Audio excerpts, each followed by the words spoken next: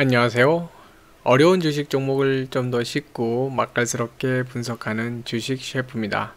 자, 오늘은 기업 분석이에요. 종목 분석이라기보다, 어떻게 보면 종목 분석도 같이 있죠. 근데 기본적으로는 이제 기업 분석을 하는 건데, SK케미칼에 대해서 왜 제가 관심을 갖고 있는지 이런 걸 좀 말씀드릴까 해요. 지금 주가가 어찌됐건 아스트라제네카라는 이제 코로나 그 백신 관련 테마로 지금 움직이고 있는데, SK케미칼 같은 경우에는 제가 이제 분석 영상에서도 몇 번 이렇게 말씀드린 적이 있어요. 이 코로나 테마보다는 좀 다른 형태로 가는 게, 실적으로 가는 게 어떻게 보면 더 좋을 수도 있다, 이런 말씀을 좀 드린 적이 좀 몇 번 있어요. 근데 제가 왜 무슨 근거로 이제 그런 말씀을 드리는지, 거기에 대해서 기업을 소개하면서 좀 말씀드릴까 합니다. 코로나 백신, 그 CMO라 그래서 이제 백신을 위탁 개발하는데, 아스트라제네카에 대해서 자회사인 SK 바이오사이언스가, 그걸 하고 있는데, 그렇다 보니까 코로나랑 완전히 떼서 볼 수는 없어요. 코로나 백신하고 완전 떼서 볼 수는 없지만, 그렇다고 그 코로나 백신만 갖고 재료, 뉴스로만 움직이는 그런 종목은 아닙니다. 자체적으로도 괜찮은 건들도 많이 있고요. 그리고 진행 중이지만 잘만 된다 그러면 미래 가치가 괜찮아 보이는 것들도 있습니다. 저는 이제 그런 관점에 나중에 그 성장성이 있다고 이렇게 본 거고요. 아마 저랑 같이 또 올해 지금 이제 오늘 1월 13일 딱 이제 채널 오픈한 지 2달 됐네요. 오늘 딱 2달 됐는데 11월 13일 날 오픈했으니까요. 그 2달 동안 제가 이제 다른 종목이지만 CJ 제일제당을 설명드릴 때 기업의 가치, 성장성, 그 왜 그걸 이렇게 보는지 그걸 몇 번 말씀드린 적이 있어서 좀 오래 같이 보신 분들 좀 이해가 가실 거예요. 그래서 저 같은 경우는 투자할 기업의 어떤 성장성, 그리고 왜 그 기업이 좋은지 이런 걸 많이 봅니다. 단순히 주가만 보는 게 아니라 이 기업을 투자를 해야 되는 이유, 그거를 찾는 거예요. 그게 단순히 그 기업이 좋아서만이 아니라 미래의 세상, 앞으로 진행될 세상에서 이 기업이 어떤 역할을 할 수 있는 곳인지를 보는 겁니다. 지금 아무리 매출이 잘 나와도 나중에 이제 바뀔 세상에서 할 일이 없어지면은 사실 저는 그런 종목은 좋아하진 않거든요. 근데 지금 당장은 좀 뭔가가 이렇게 좀 부족해 보이는 게 있어도 미래의 그 세상, 앞으로 벌어질 세상, 거기에서는 어떤 중요한 역할을 한다, 그럴 부분이 있다 그러면 저는 그런 회사는 좋아합니다. 물론 너무 이렇게 오래 걸려갖고 뭐 100년, 200년 이렇게 되는 데는 제가 투자하는 거에 대해서는 관련이 없겠죠. 네, 제가 뭐 자녀들한테, 그리고 그러니까 대대손손 물려줄 종목이 아니라면 그런 종목까지는 하기는 어려울 것 같고요. 그래서 멀리 보는 건 아닙니다.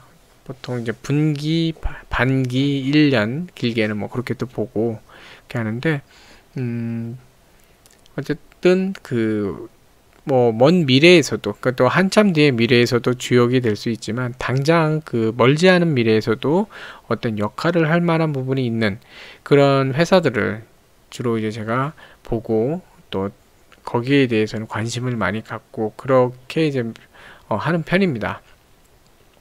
그래서 SK케미칼 같은 경우는 뭐 SK 자체가 어떤 미래에 대한 동력을 찾는 걸 되게 잘하는 그룹이에요. SK그룹 자체가.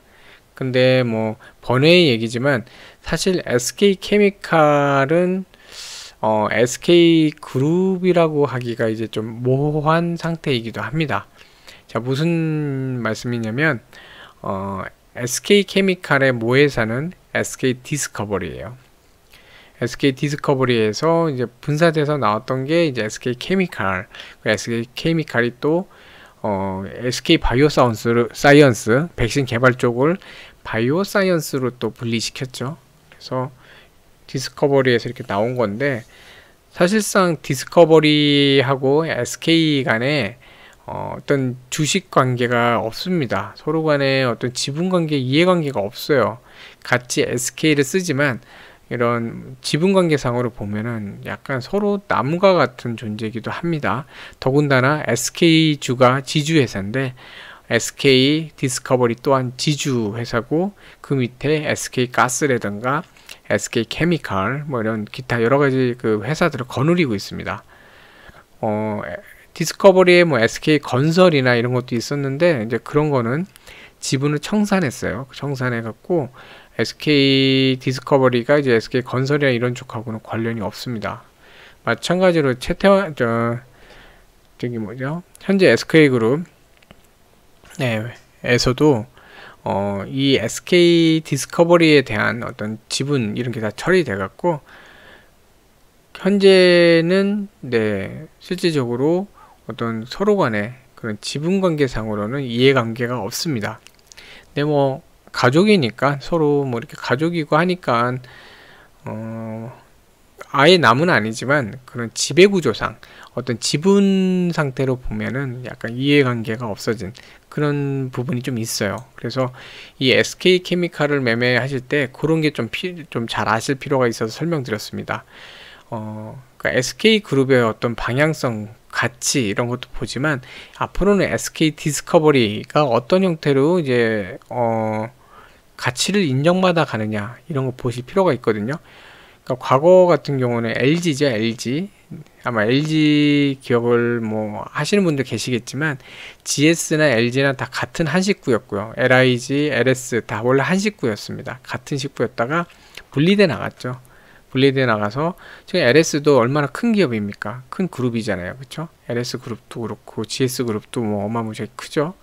네, 근데 LIG도 있고 뭐 그렇게 분사가 됐어요. 네, 뭐 삼성하고 신세계 뭐 그다음에 또 뭐 있죠? 한솔부터 해서 뭐 이런 데들 한솔 제지 쪽 뭐 그래 다 원래 한 식구였잖아요. 한 식구였다가 다 나눠졌죠. 서로 이렇게 분사된 거고. 네, CJ도 그렇고. 네, 그런 것처럼 어쨌든 이 기업이 후손들한테 그러니까 이게 상속이란 표현보다 후손들한테 대물림이라 그러나 이것도 뭐라고 표현해야 될까요? 어쨌든 후손들한테 넘어가면서 이렇게 사촌이라든가 사촌 동생들이나 이런 사람들 하나씩 또 맡아서 지주회사로 이렇게 분리되는 그런 경우들이 좀 많이 있었습니다. 그래서 저는 이제 SK 디스커버리가 또 그런 상태로 되지 않을까. 네.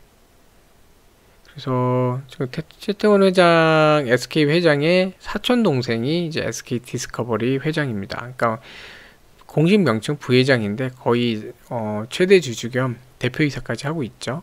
자, 그런 상태고요.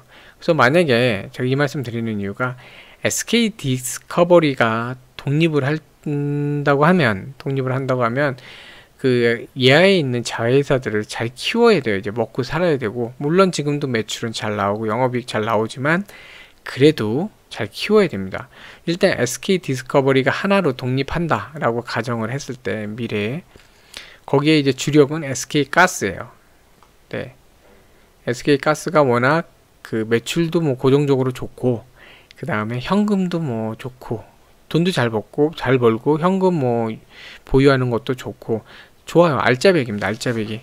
거기서 뭐 SK 디스커버리는 이제 지주사로서 배당을 받으면서 하고 있는데 워낙에 SK 가스가 또 알짜배기 회사입니다. 뭐 크게 막 성장성이 있지는 않고 막 이렇게 성장이 나가는 거는 아닐지라도요. 어쨌든 안정적으로 지속적으로 매출과 영업이익을 만들어내는 아주 좋은 데죠. 근데 그거 외에도 더 갖춰야 돼요. 좀 뭔가 외형적으로도 그렇고 내실적으로도 그렇고 괜찮은 그런 자회사들을 거느려야 되거든요. 만들어야 돼요. 그래서 그 중에 하나 이제 SK 케미칼을 또 잘 키워갖고 어느 정도 규모가 있는 형태의 자회사로 만들어야 됩니다. 그게 무슨 뜻이냐면 LG 디스커버리는 SK그룹에서 독립을 하든 안 하든 지분구조상 서로 약간 분리된 상태다 보니까 앞으로 SK 디스커버리 입장에서는 SK 케미칼을 많이 키우려고 그럴 거예요. 네, 많이 키우려고 그러고 그걸 위한 전략을 많이 쓸 겁니다.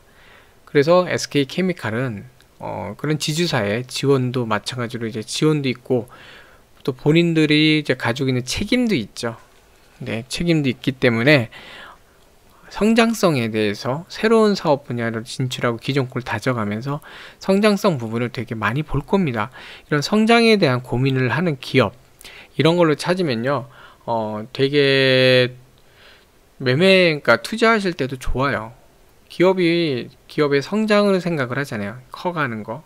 그러면 얼마나 좋아요. 그래서 그런 부분 또 같이 참고를 알아두시면 좋아요. 그래서 SK케미칼은 그런 관점으로 좀 보시면 돼요. 그래서 그 디스커버리를 중심으로 한 그 규모 또 내실 이런 걸 다지기 위해서 잘 갖춰 나가기 위해서 SK케미칼 네, 이거를 잘 키울 거고 거기에 또 자회사 SK 디스커버리 입장에서는 손자 회사입니다. 이거를 또 잘 키워내려고 할 겁니다. 그 손자 회사인 그 SK 바이오사이언스 잘 키워내려고 할 겁니다. 같은 맥락으로 보시면 돼요.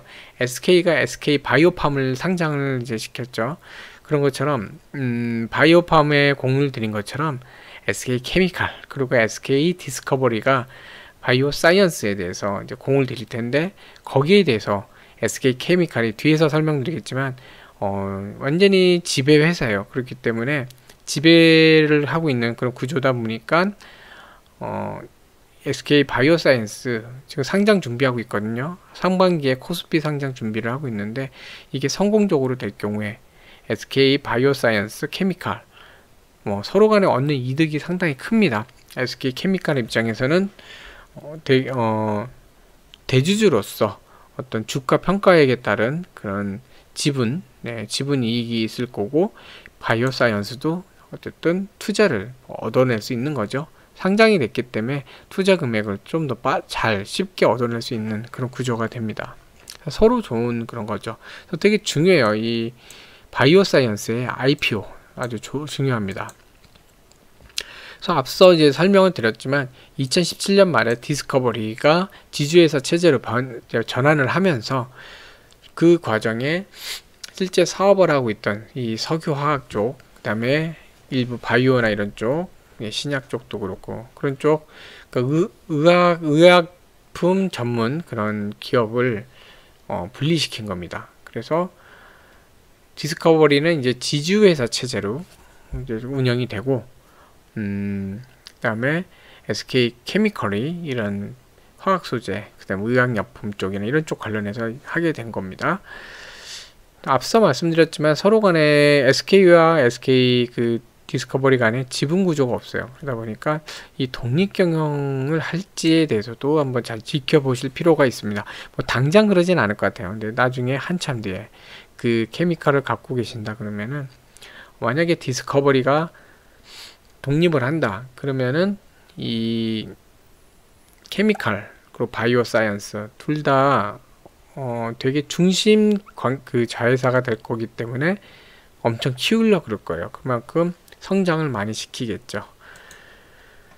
자, 그래서 주로 이제 케미칼 쪽, 석유화학 쪽 그쪽이랑 그다음에 식품이나 이런 의약품이죠. 의약품 쪽으로 나눠집니다. 그래서 케미칼 분야에서는 뭐 써놨지만 이제 표로 보여드리면 코폴리에스터, 그 다음에 슈퍼 엔지니어링 플라스틱, 그 다음에 석유화학 쪽, 특수화합물, 코팅제, 접착제, 그 다음에 프리프레그 쪽, 뭐 이런 쪽을 다 합니다. 근데 이 코폴리에스터가 또 SK케미칼 내에서는 되게 효자예요. 매출의 상당 부분을 또 여기서 내고 있고 효자입니다.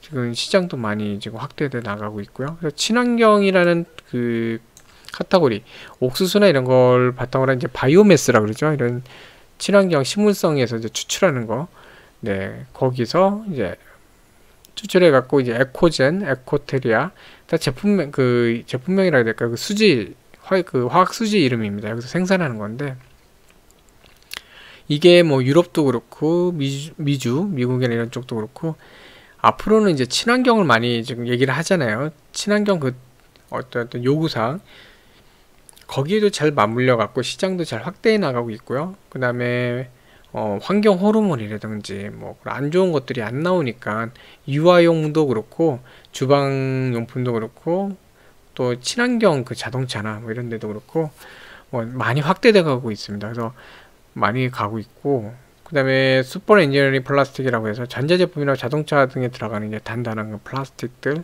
그런 것도 생산해서 납품을 하고 있고요. 석유화학 쪽에서도 뭐 폴리에스터 필름이나 뭐 엔지니어 필름, 플라스틱 접착제 뭐 이런 것들 하고 있어요. 그다음에 페인트 도료 용도로 쓰이는 그 특수 화합물 이런 것도 쓰고 있고, 그러니까 생산을 하고 있고요. 코팅제, 접착제 뭐 이런 것도 많이 씁니다. 그래서 뭐 의류에 이렇게 열전사에서 옷에다가 뭐 이렇게 뭐라 그러죠? 필름처럼 이렇게 뭔가 옷에다 무늬 만들고 하는 막 그런 것들, 거기에 사용된 접착용 수지, 코일이나 뭐 캔 코팅하는 거 뭐 이런 것도 많이 써요. 그리고 프리프레그 소재라고 있는데 탄소 소재라고 보시면 됩니다. 일종의 탄소 소재인데 강철보다는 강도가 10배나 세대요. 강철보다도 이 철 있잖아요. 강도는 10배나 센데 무게는 강철의 20% 정도밖에 안 돼요. 가볍고 세죠. 가볍고 세서 뭐 골프채, 낚싯대, 자전거, 항공기나 뭐 자동차 부품 뭐 이런 데 쓰고, 산업용 로봇 그쪽에도 사용되고요. 풍력 발전기 있죠. 큰 선풍기처럼 생긴 거. 거기에 블레이드, 날개 같은 거죠. 그런 데도 사용되고, 뭐 콘크리트 구조물 보호 강제 단단하니까요. 그런 데 사용됩니다. 그래서 이게 의외로 많은 곳에 쓰이고 있어요. 거기에 의학 쪽도 보면요, 많아요. 뭐 사는 것들. 전문 의약품 쪽에서는 류마티스 치료제, 발기부전 치료제, 뭐 이런 거, 항균제, 항바이러스, 혈액순환 개선제들. 아시는 분 계시는지 모르겠지만 가운데 노란색처럼 그 색깔이 있어갖고 약간 달걀 모양으로 된 그 패치가 있어요. 파스 같이 생긴 거, 트러스트라고.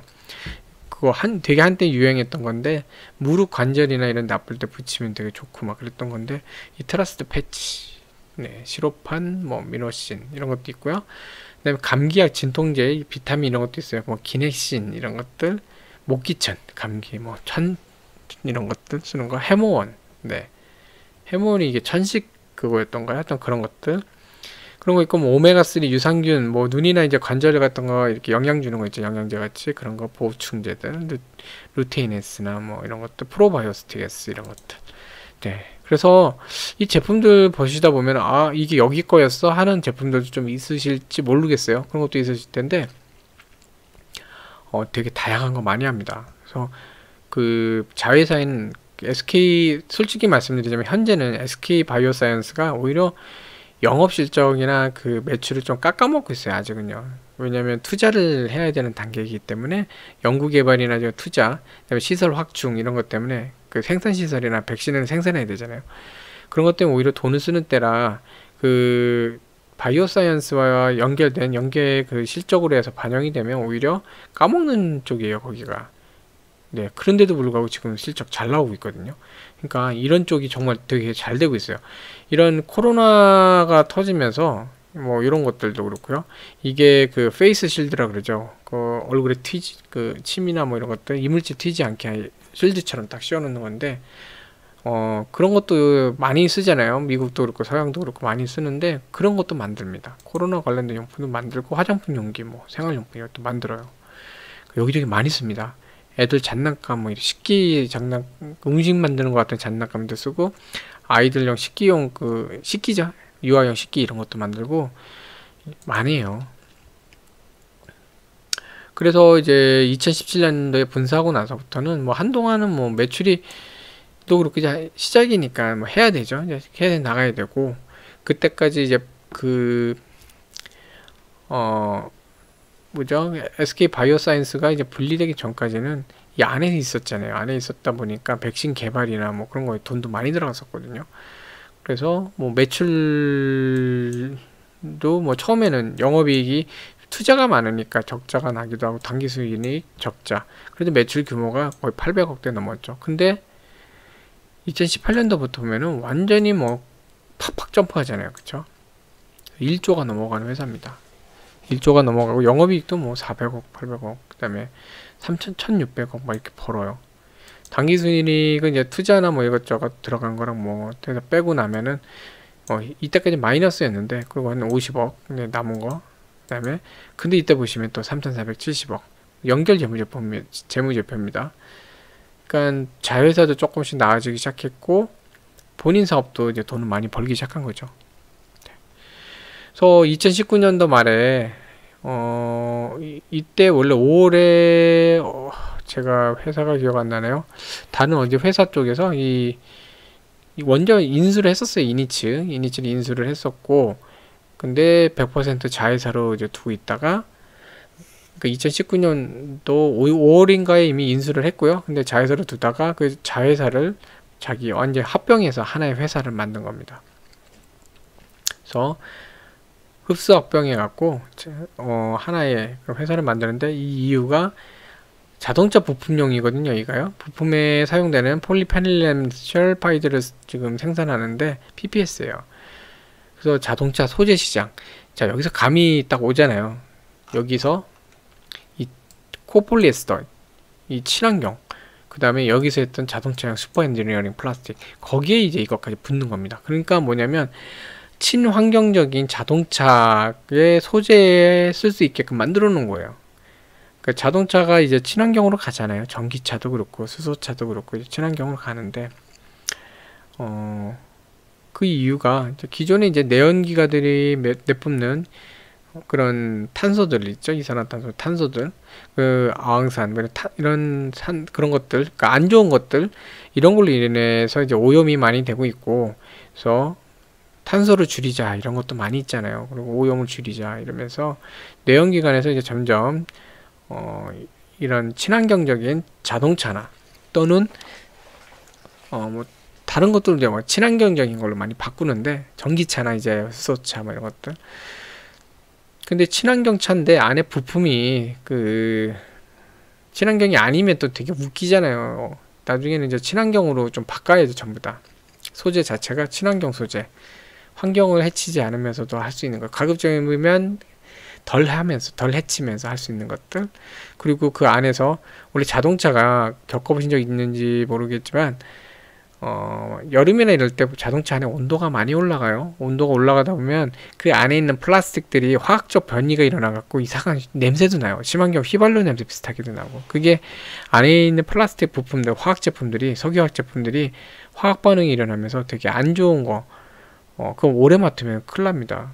그렇게 내뿜는데, 친환경 소재들은 그런 화학 반응도 이제 안 일어나거나 덜 일어나게 하고, 그 다음에 어떤 화학 제품들, 석유화학 제품들 이렇게 만지시거나 하면 알러지 생기시는 분들도 있거든요. 그런 거 안 생기게 친환경적, 뭐 아토피나 이런 것도 안 생기고, 뭐 독소 물질들이 좀 나오잖아요. 그래서 애들 같은 게 더 안 좋거든요. 근데 그런 게 안 나오는 걸로 바뀌고, 더 친환경적인 그런 자동차가 되는 거죠. 그러니까 어떻게 보면 전기차나 석유화학차가 가는 그 방향성과 또 맞아요. 맞기 때문에 지금은 일단은 수소차 그쪽으로 납품을 하고 있는데, 방향도 맞고, 그러니까 이쪽 분야에 대해서 이제 또 괜찮아요. 그러니까 여기도 또 하나의 사업군으로 만들기 위해서 앞에 자기들이 갖고 있었던 이런 분야들, 코폴리에스터나 뭐 슈퍼 엔지니어링 플라스틱이나 이런 쪽하고의 시너지, 이런 것까지 다 해서 그 시너지를 만들기 위해서 또 이렇게 한 것 같습니다.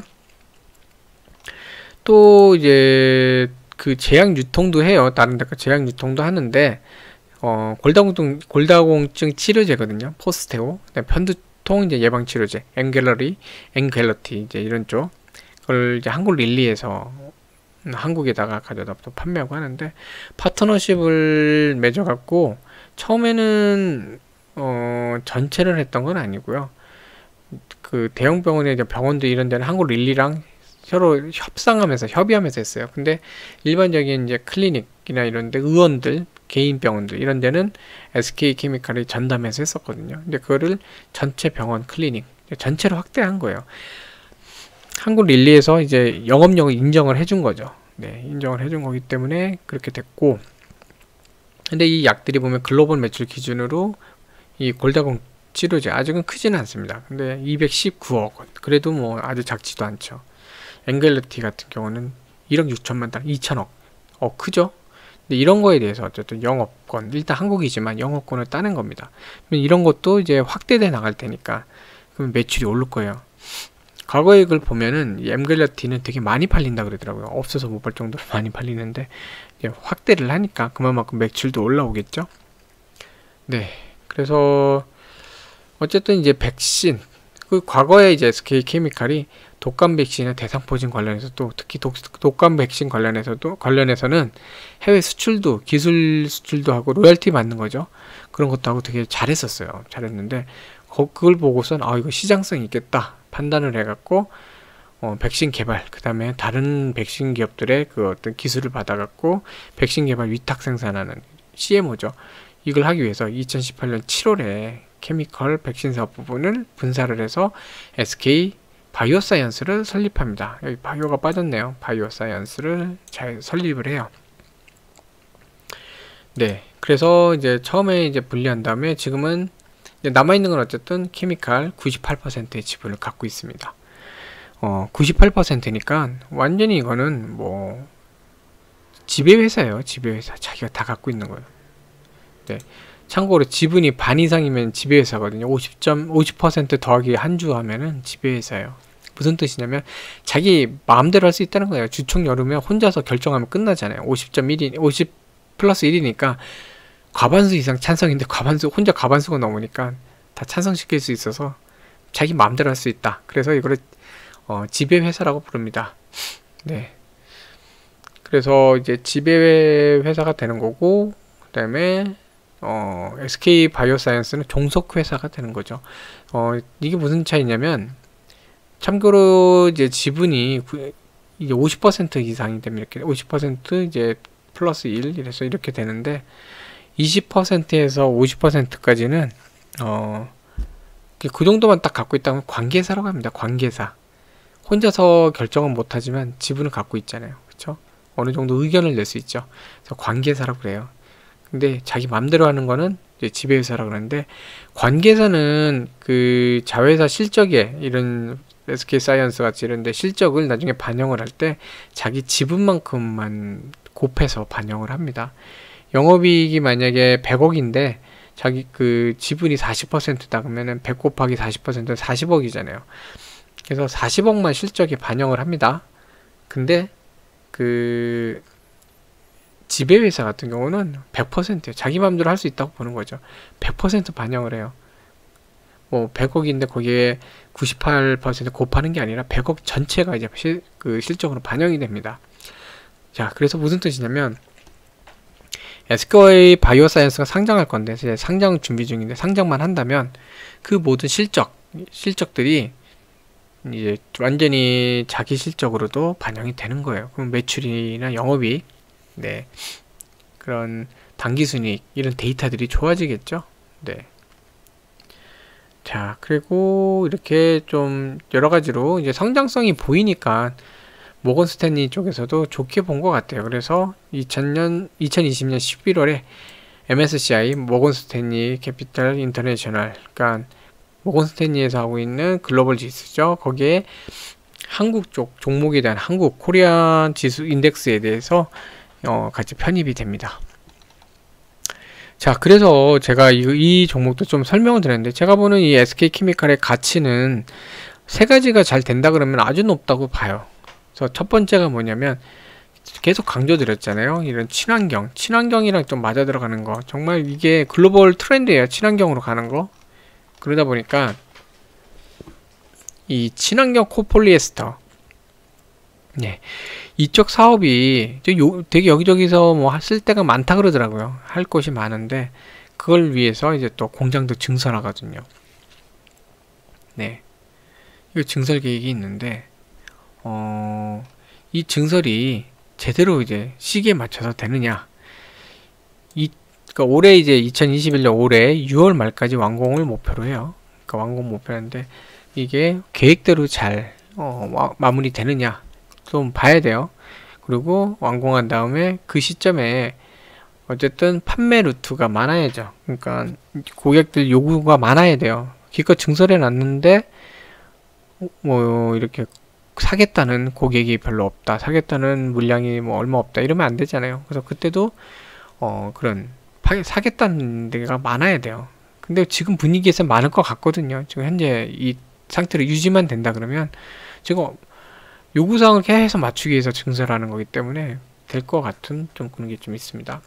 그래서 친환경인데 이제 에코젠이 주력 중에 하나인데 옥수수, 네, 이런 바이오매스 한 친환경 플라스틱입니다. 그래서 발암물질도 안 나오고 환경 호르몬도 안 나오고요. 그래갖고 그 가장 어렵잖아요. 어려운 거, 까다로운 것. 이런 유아용 식기 텀블러, 유아용 텀블러, 유아용 놀이기구, 놀이용품 여기서 들어갑니다. 그리고 착즙기 믹서기, 이런 식품, 주방용품, 네, 거기 들어가고 화장품 용기, 어떤 그 고가 브랜드 이런 거기서 이제 친환경 같은 거, 화장품 보면은 친환경이라고 하는 거 있잖아요. 먹을 수도 있는 화장품 이러면서 그런 데들 용기에도 이제 사용되는 거죠. 에코트리아도 이제 주목할 만한데 유럽이 이제 2025년부터는 플라스틱 패키징, 플라스틱으로 된 거는 55%가 리사이클링이 되도록 이제 했어요. 그걸 지금 요구를 하고 있고 2030년에 100% 재활용되거나 재사용되거나 리사이클링 될 수 있게끔 그렇게 지금 제한을 두고 있습니다. 그러면 뭐냐면 앞으로는 리사이클링도 되게 중요해요. 포장 용기도 그렇고 여러 가지 그런 우리나라 이제 다른 제품들도 이제 이런 거 고려를 해야 돼요. CJ 제일제당 같은 경우에도 그 식품을 하면서 이런 용기, 친환경 용기 쪽도 많이 연구를 하거든요. 다 이런 이유 때문입니다. 그래서 이거 재활용, 재사용, 재사용, 리유즈 쪽, 이런 쪽. 이 시장이 나중에 유럽은 많이 커질 거예요. 근데 유럽만 하겠어요? 미주도 하고 나중엔 다 하겠죠. 이쪽을 제가 선점해서 가고 있는데 되게 좋은 것 같습니다. 네.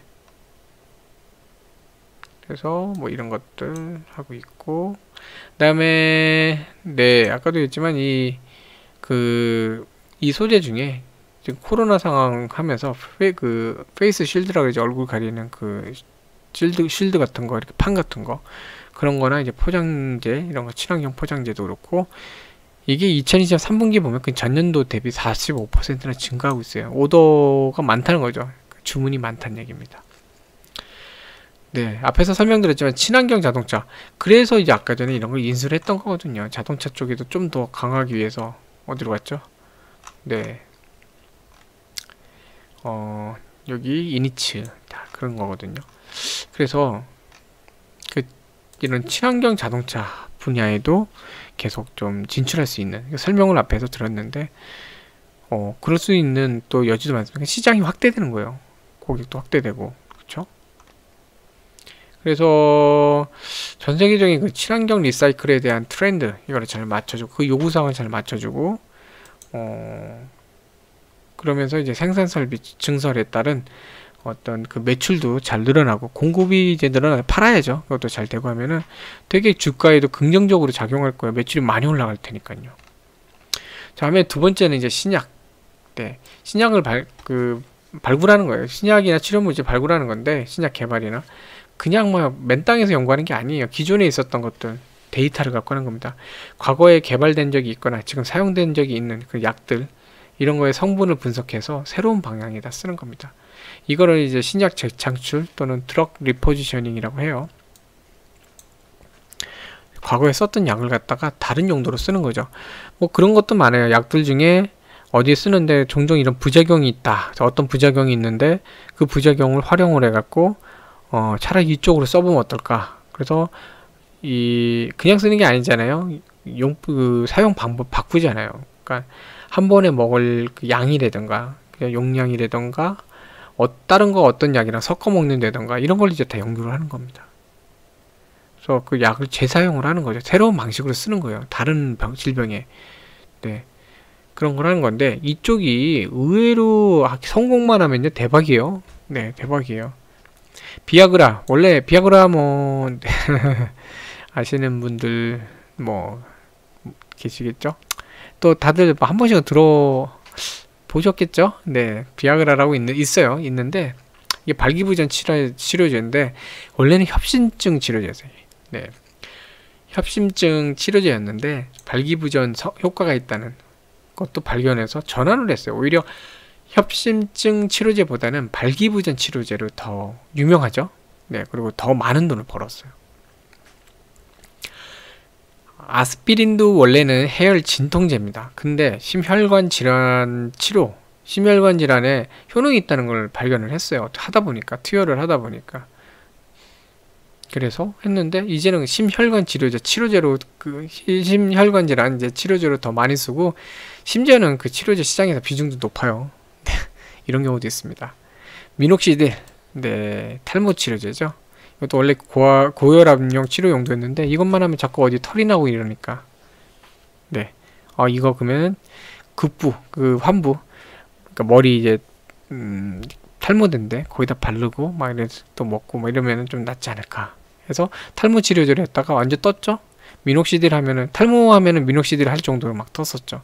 그러니까 이렇게 다른 분야로 했을 때 대박 나는 경우도 많습니다. 근데 문제가 뭐냐면, 이런 걸 찾아내는 게 너무 힘들어요. 어쨌든, 너무 많은 그 임상이나 뭐, 실제적으로 병원이나 이런 데서 처방을 하다 부작용이 나오거나 이런 것도 이게 부작용인지 아닌지 알 수도 없잖아요. 왜 이게 생겼는지도 알 수도 없고. 왜냐하면 처방하는 그 케이스가 너무 다양해요. 얘랑 다른 약이랑 섞는 것도 되게 다양하고 환경도 뭐 다르고. 그러니까 찾아내는 게 정말 어렵습니다. 이게 쉽지 않아요.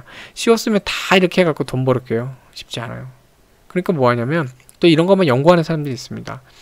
과거에 이제 개발됐거나 사용되는 이제 약품, 그 약들, 제약품들, 그거에 대한 뭐 성능이라든가 아니면은 그 안에 성분이 있죠. 성분들, 그리고 뭐 부작용 사례라든가 용법이나 다 연구를 하고 다른 병에서 이제 질병들에 대한 특징들을 이제 보면서 이것저것 될까 매칭을 합니다. 근데 그 사람이 하면요. 세상에 약도 엄청 많잖아요. 약도 엄청 많고 질병도 엄청 많고 부작용 경우도 너무 많고 정말 너무 많아요. 데이터가 너무 많아요. 일일이 찾아서 뭐하고 이거 힘들기도 하고 너무 양이 많으니까 힘들기도 하고 비교하는 것도 참 쉽지 않고 하다 보면 지쳐요. 막 찾다 보면 시간도 오래 걸리고. 근데 그거를 이번에 AI, 네, 빅데이터 AI 기술업체들하고 시작을 해갖고 한마디로 컴퓨터가 다 하는 거예요. 그냥 냅두면 지가 알아서 다 자료도 찾고 그다음에 사례나 이런 것들 처방 사례 뭐 이런 것부터 다 찾아갖고 비교하고 이게 아마 그렇게까지 하는지 확인은 안 해봤지만 AI 기술까지 있으니까 아마도 알파고 같은 애가 있다면 그렇게 하겠죠. 자기가 찾은 데이터를 바탕으로 해서 새로운 질병에다가 그 어떤 결과 데이터를 넣고 모의로 가상으로 그 병에 처방을 한번 해볼 거예요. 그러면서 어떤 식으로 하는지 시뮬레이션이라고 그러죠. 한번 가상으로 이렇게 한번 돌려보겠죠. 그러면서 나온 결과들도 찾을 거고. 네. 그래서 그런 것들을 이제 좀 하게 되는데, 이런 걸 해서 실질적으로 이제 AI 플랫폼 기술인 스탠다임, 거기와 류마티스 치료제 후보 물질을 찾아냈죠. 후보 물질이기 때문에 이게 해서 이제 잘만 이제 되면은요, AI가 직접 테스트도 해봤을 거고, 물론 이제 임상도 해야 되지만, 얘를 바탕으로 해서 뭔가를 할 때, 그 류마티스 쪽은 이쪽에서 이제 완전히, 가장 신빙성 있는 걸로 이제 제공할 수 있게 되는 겁니다. 뭐, 그러면 시장 장악해 나가는 거는 뭐 일도 아니죠. 돈 번다는 얘기예요. 그래서, 네. 뭐, 여기도 써놨지만, 또 AI나 이런 컴퓨터들은 쉬지 않고 일하잖아요. 전기만 안 끊기면. 24시간 365일 밥도 안 먹어요. 어디 화장실도 안 가고, 잠도 안 잡니다. 얼마나 또 많은 자료를 보면서도 얼마나 열심히 해요. 네. 그래서 만약에 여기서 지금 이제 여기 그 류마티스 치료 물질만 찾아냈어요. 이제 첫발로. 근데 여러 가지 막 찾아내면은 뭐 대박이죠. 네. 그래서 되기만 한다 그러면 나중에 되게 뭐랄까 좋은 성장을 할 겁니다. 물론 그걸 하기 위해서는 진입장벽이 되게 중요해요. 지금은 이제 SK 케미칼이 이렇게 AI 플랫폼 스탠다임하고 같이 하고 있는데 다른 데들도 그냥 다른 업체들 찾아서 연구하면 금방 만들 수 있다 이러면은 안 되죠. 여기서 연구 끝에 어떤 새로운 처방 방법이나 활용 방법 이런 거 다 찾아냈는데 다른 데도 뭐 쉽게 그걸 찾아낼 수 있다 그러면은 경쟁이 너무 치열해서 안 돼요. 그러니까 쉽게 올 수 없도록 뭔가 진입장벽을 해야 돼요. 뭐 노하우 같은 것도 새나가지 않게 해야 되고 어떻게 배합하는지 하는 그런 노하우들이 있죠. 지적재산 등록을 해서 딴 데서 못하게 하고 특허 등록도 그렇고 여러 가지 그런 것들을 해야 됩니다. 그래서 이런 것들 잘 해놓고 마찬가지로 이제 기존에 있는 약을 다시 이렇게 활용해서 하는 거기 때문에 기존 그 약에 대해서 생산한 제약사 있잖아요. 제약사들하고도 관계 설정 잘 해야죠. 썼는데 다 자기 거라고 하면서 이쪽은 뭐 돈 버는 게 없으면은 하나만 하잖아요. 그쵸? 그리고 이게 참 중요한 게 그냥 맨 땅에서 신약 개발하는 게 아니라 있는 약을 갖다가 리포지셔닝 하다 보니까 시간도 오래 안 걸려요. 데이터 갖고 이렇게 한 다음에 안전한지 여부를 좀 이렇게 전문가 상담을 하고 그 방식으로 기존에 있는 약이니까 그걸 한번 투여를 해보면 됩니다. 환자들 이제 좀 지원 받아갖고 임상 몇 번 했는데 더 빠르죠. 네. 그래서 뭐 부작용만 크게 없다면 그것도 아마 AI가 다 분석해낼 거예요. 어떤 부작용이 나올지. 그러니까 제가 볼 때는 미래에 상당히 좋은 그 먹거리 분야가 아닌가 싶어요. 네. AI도 또 미래 테마 중에 하나잖아요. 자, 그 다음에 또 중요한 거죠. 앞에 설명드렸지만 SK 바이오사이언스가 이제 상장하려고 준비 중인데 상반기 목표로 하고 있어요. 상반기 목표로 하고 있고 코스피인데 아까 말씀드렸죠. 98%를 SK 케미칼이 갖고 있고요. 목표는 코스피 이제 상장하는데 예상 시총은 3조 안팎이에요. 최대 뭐 4조까지도 바라보기도 하더라고요. 그러면 지분이 이만큼이니까 주식을 이만큼 갖고 있잖아요. 상장할 때. 상장에 대한 그 이 지분 그 주식 평가액이 어마무시하죠. 3조만 돼도 2억 9천억이 넘어요. 그게 이제 여기에 어쨌든 재무제표에 반영이 되겠죠. 그러면은 실적이 확 올라가잖아요. 그쵸? 요것만 돼도요. 되게 좋아요. 네. 그리고 나중에 이제 상장할 때 뭐 유동 주식 수도 늘려야 되니까 상장하는 순간에는 SK케미칼이 어느 정도 지분을 갖다 처리를 할 것 같긴 해요. 해소할 것 같긴 한데 왜냐면 유동 주식 수가 어느 정도는 돼야 시장에서 이제 거래를 하니까 투자자들 거래하잖아요. 98%면 유통할 수 있는 주식 수가 거의 없어요. 그러면 안 되니까 그래서 조정을 할 텐데 뭐 어찌됐건 지분을 좀 많이 남겨놓겠죠. 남겨놓은 상태에서면 그 지분만큼 이제 만약에 이제 앞에서 설명드렸지만 지배회사면은 지배회사 1% 예를 쉽게 51%를 남겨놓는다 그러면 지배회사거든요. 그러면 바이오사이언스가 이제 버는 돈들은 다 연계 매출 또 연결이 되는 겁니다. 그러니까 성공만 하면은 이거 하나만 해도 뭐 금괴예요, 금괴. 네, 괜찮죠. 이게 되게 중요하지 않을까 싶습니다. 현재 단기적으로. 나머지는 조금 이제 이런 것들은 시간이 좀 걸릴 수는 있어요. 공장 6월달까지니까 또 보면서 그때 제품군들이 어떻게 또 판매되는지 보고 가려면은 한 3분기 이후나 3분기 이후나 이렇게 돼야 되니까 시간 걸리고 얘도 이제 지금 이제 연구 중이니까 또 발견한 다음에 전문가 상담하고 임상하고 하려면 좀 시간은 걸려요. 당장 올해 이제 눈에 띄는 건 요겁니다. 상반기 때 요것만 잘 돼도 주가가 좀 잘 갈 거예요. 그리고 이런 걸 보시면 장기적으로 SK케미칼 되게 제가 볼 땐 그래요. 성장 가치가 상당히 있는 기업이라고 좀 생각이 듭니다. 자, 그래서 SK케미칼 제가 왜 관심 종목으로 보고 있는지 그걸 말씀드리기 위해서 진짜 많은 자료를 찾아보고 많이 봤어요. 보고 어쨌든 그 내용들 제가 이제 찾아보고 했던 내용들 중에 일부를 이렇게 좀 정리를 했습니다. 중요한 부분이 다 들어와 있는 것 같아요. 핵심적인 부분들 다 정리해서 했습니다. 여기 이 블로그 요것도 제가 영상 거기 링크에 올려놓을 테니까요. 같이 좀 이렇게 보시면 또 SK케미칼을 투자하시는 분들은 이해하시는데 좀 도움이 되시지 않을까 싶습니다. 네, 시간이 어느덧 또 많이 흘렀네요. 지금 새벽 2시가 넘은 것 같은데 편안한 밤 되시고요. 또 설명을 하다 보니까 많은 걸 이제 말씀드리고 싶고 또 이왕이면 또 자세하게 알려드리고 싶고 그러다 보니까 영상이 길어졌습니다. 좀 긴 영상 또 이렇게 다 또 이렇게 시청해 주신 분 또 계실 텐데 어쨌든 영상 시청해 주신 분들 진심으로 감사드리고요. 항상 이렇게 좀 즐거운 그 끝에 웃으실 수 있는 그런 매매가 되시면 좋겠습니다. 응원합니다. 편안한 밤 되세요.